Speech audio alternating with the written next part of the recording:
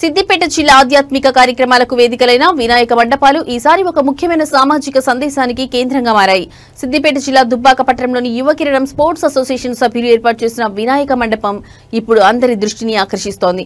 బాల్యం ఫోన్లో బందీ కావద్దు, భవిష్యత్తు ఆగం కావద్దు అనే నినాదంతో సెల్ ఫోన్లకు చిన్నారులను దూరం చేయాలనే సందేశాన్ని ఈ మండపం ద్వారా ఇస్తున్నారు. నేటి తరంలో సెల్ ఫోన్ లేకపోతే తినని వినని పరిస్థితి నెలకొంది.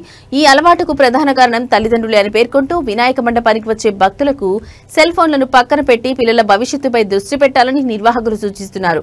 సెల్ ఫోన్ గేమ్లకు దూరంగా ఉంచి పిల్లలను క్రీడా ప్రాంగణాలకు పంపాలని మండపానికి వచ్చే భక్తులకు చెబుతున్నారు. ఈ ప్రయత్నం భక్తితో పాటు చిన్నారుల బంగారు భవిష్యత్తు నిర్మాణానికి కూడా దోహదపడుతుంది.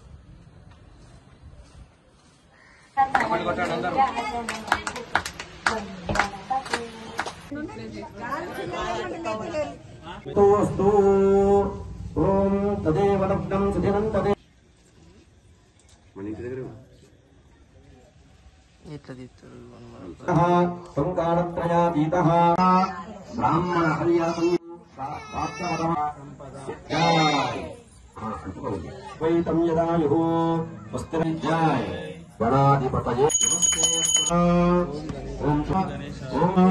ఓం సూక్ష్మ నీదు పూజయే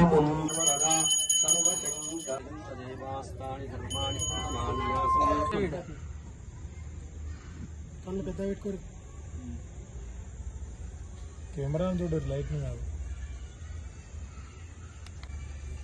కెమెరా చూడు, మనం అందుకు లైట్ కూడా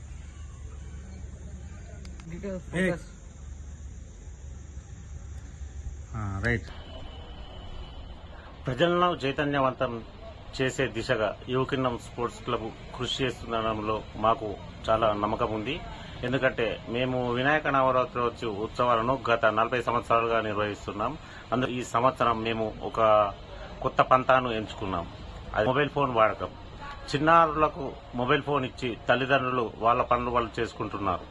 దీంతో చిన్నారులు మొబైల్ ఫోన్లకు అడిక్ట్ అవుతున్నారు. చదువు సరిగా చదవడం లేదు. అన్నం తినేటప్పుడు కూడా మొబైల్ ఫోన్ ఇస్తేనే అన్నం తినే పరిస్థితి నెలకొంది. ప్రస్తుత పరిస్థితుల్లో తల్లిదండ్రులు వీటిపై దృష్టి సారించాలి. పిల్లలను సెల్ ఫోన్లకు దూరంగా ఉంచాలని మేము యువ కిరణం సభ్యులం తరపున మేమందరం కోరుతున్నాం. వారి బంగారు భవిష్యత్తుకు మీరు తల్లిదండ్రులు బాటలు వేయాలంటే చిన్నారులను మొబైల్ ఫోన్లకు దూరంగా ఉంచాలని విజ్ఞప్తి చేస్తున్నాం. ఉత్సవాల్లో భాగంగా ఇక్కడ నవరాత్రి ఉత్సవాలు అంటే కేవలం ఆధ్యాత్మికత విషయాలతో పాటుగా సామాజిక పరమైనటువంటి అంశాలను ఎప్పుడూ ముందుకు తీసుకెళ్లడంలో మా యువ కిరణం స్పోర్ట్స్ అసోసియేషన్ ముందు భాగంలో ఉంటుంది. సంవత్సరం సెల్ ఫోన్ల ద్వారా జరిగేటువంటి దుష్ప్రభావాలు పిల్లలపై తీవ్ర ప్రభావాన్ని చూపిస్తున్నాయి. వారు మానసిక ఆందోళనలకు గురి అవుతున్నారు.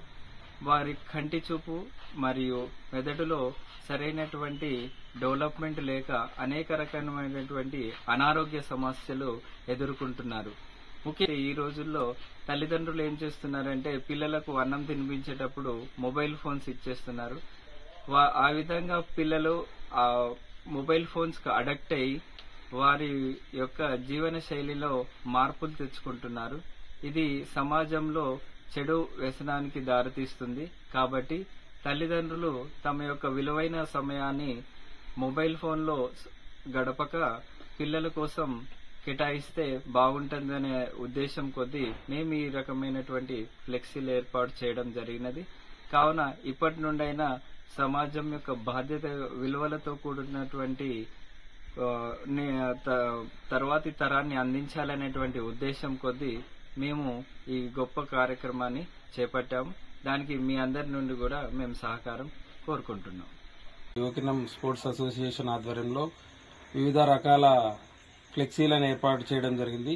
అందుకు గానీ ఈ సంవత్సరం వినూత్నంగా ఆలోచించి మరొకసారి పిల్లలు సెల్ ఫోన్ వాడడం వల్ల జరిగే అనర్థాలు, వాళ్ళ శారీరక ఆరోగ్య సమస్యల గురించి, వాటి అవగాహన గురించి తల్లిదండ్రులకు కూడా పిల్లలపై సెల్ ఫోన్ ప్రభావం ఎంత ఉంటుందనేది తెలవడానికి మేము ఈసారి ఫ్లెక్సీ ఏర్పాటు చేయడం జరిగింది. ఎదుగుదల లోపిస్తుంది మరియు మానసిక ఆరోగ్యం కూడా లోపిస్తుంది.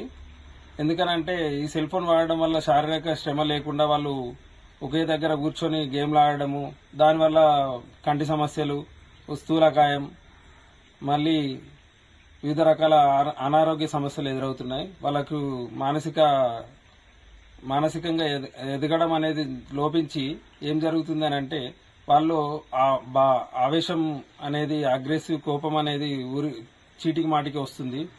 దాంతో వాళ్ళు ఏం చేస్తున్నారనేది విచక్షణ కూడా ఒక్కో సందర్భంలో మనం చాలా చూసాం. అలా ఏం చేస్తున్నారు, సెల్ ఫోన్ కొనివ్వలేదని వాళ్ళు ఏమైనా సూసైడ్ చేసుకోవడము అట్లాంటివి కూడా జరుగుతున్నాయి. ఎందుకనంటే అది చాలా ఇప్పుడున్న పరిస్థితుల్లో వారిపై ఈ ఫోన్ ప్రభావం చాలా ఎక్కువగా ఉంది. అందుకనే వాటి మీద అవగాహన గురించి మేము ఈ ఫ్లెక్సీని ఏర్పాటు చేయడం జరిగింది.